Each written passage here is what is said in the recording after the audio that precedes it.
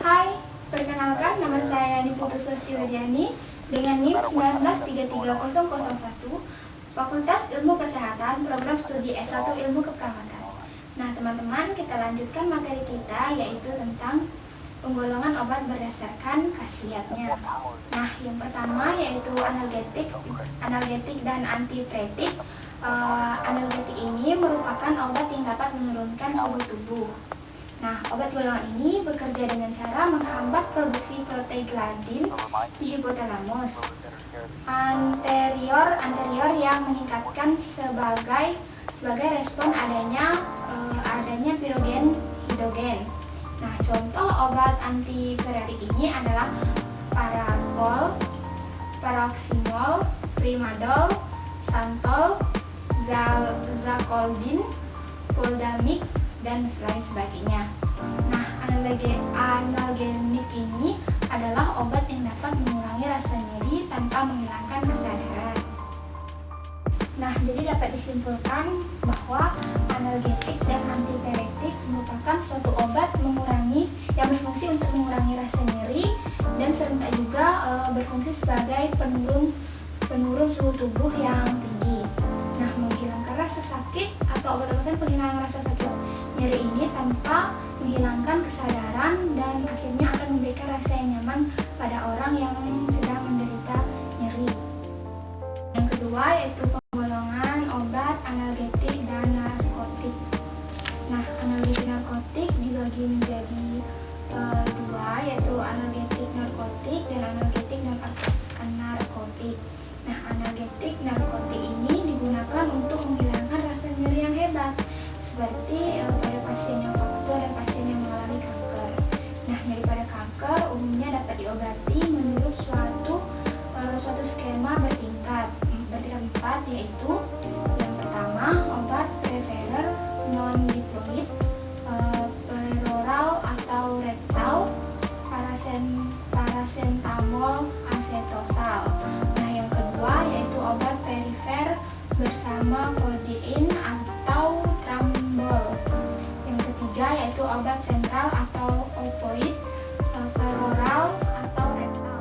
Nah, yang keempat yaitu obat opoid dengan koanalgetikum seperti psikofarmaka yang termasuk yaitu apirepipilin, levopromoin atau prednison. Ada beberapa cara untuk memberantas nyeri. Yang pertama yaitu menghalangi pembentukan rangsang dalam reseptor nyeri perifer oleh analgetik perifer atau oleh anestetik lokal. Nah, yang kedua yaitu menghalangi penyaluran rangsang nyeri dalam saraf sensorik, misalnya dengan anestetik lokal. Nah, yang ketiga yaitu menghilangkan pusat nyeri dengan analgetik stetral atau narkotik atau dapat juga dengan anestetik umum. Nah, umumnya cara kerja analgetik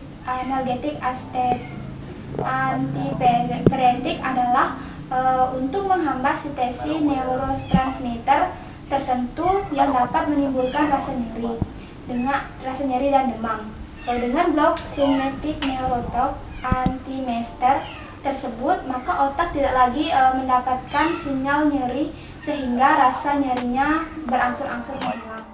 Contoh analgetik narkotik yang saat ini masih digunakan di Indonesia yaitu morfin HCl, kodein GeGal, paracetamol atau kombinasi dengan paracetamol. Nah, yang selanjutnya itu fentanyl HCl, yang selanjutnya itu prednidin atau tramadol. Nah, yang ketiga yaitu anestesi. Nah, anestesi merupakan hilangnya sebagian bahkan keseluruhan dengan sensasi yang disebabkan oleh patologi pada sistem saraf. Nah, anestesi ini digunakan obat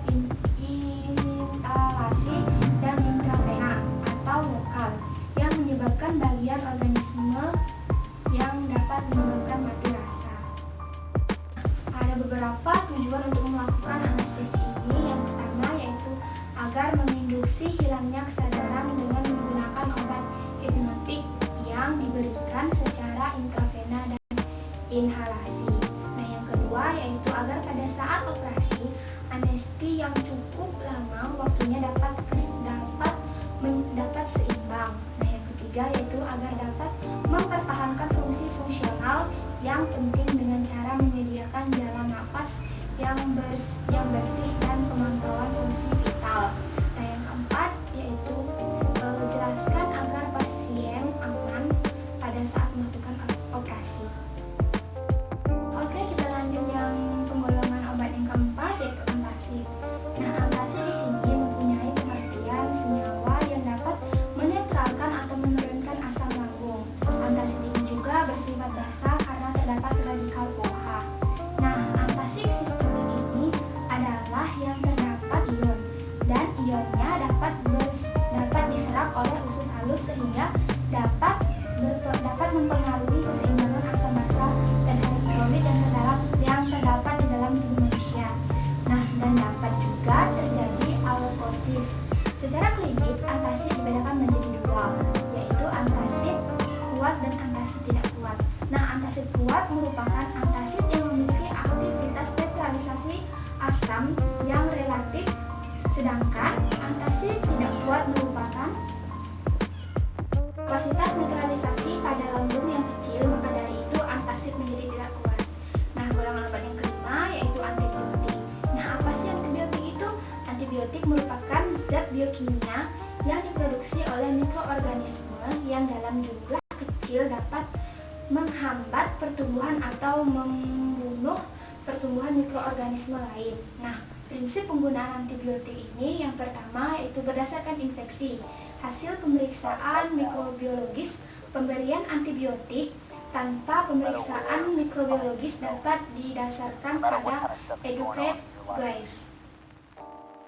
Oke, yang selanjutnya yaitu penisilin, terdiri dari yang pertama benzil penisilin dan phenoxymethyl penisilin.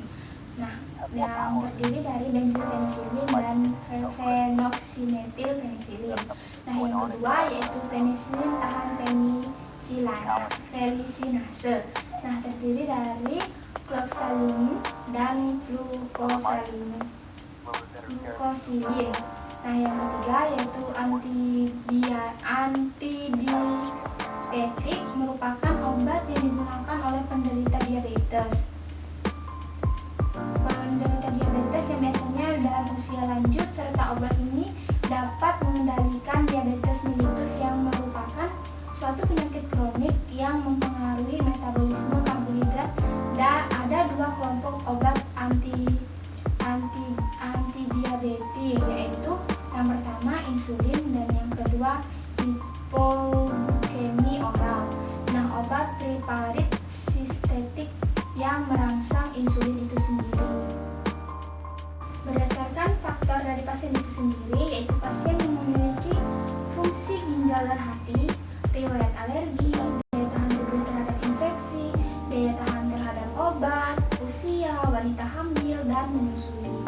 Nah, penisilin diperoleh dari jamur Penicillium chrysanthemum dari bermacam-macam jenis yang dihasilkan, hanya berbeda mengenai dengan gugusan samping R. Nah, benzil penisilin ternyata paling efektif untuk mengobati.